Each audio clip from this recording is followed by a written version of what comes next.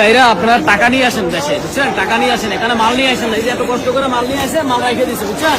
মাল নিয়ে আসেন না, এত কষ্ট টাকা দিয়ে মাল সব রেখে দিচ্ছে খুলে, বুঝছেন? আমি লাকিস পাইতেছি না, 2 ঘন্টা ধরে ঘুরতেছি। এই যে বড় ভাই কি হারাইছে, আপনি কি পান না? লাল ভাইরা ওই যে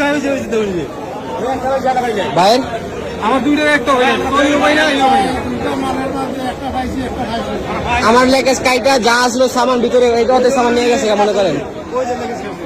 এই যে এটা আমার নিজের টাকা, এটা আমার নিজের লাগেজ। আমার কাইটা সামান টামান নিয়ে গেছে গা।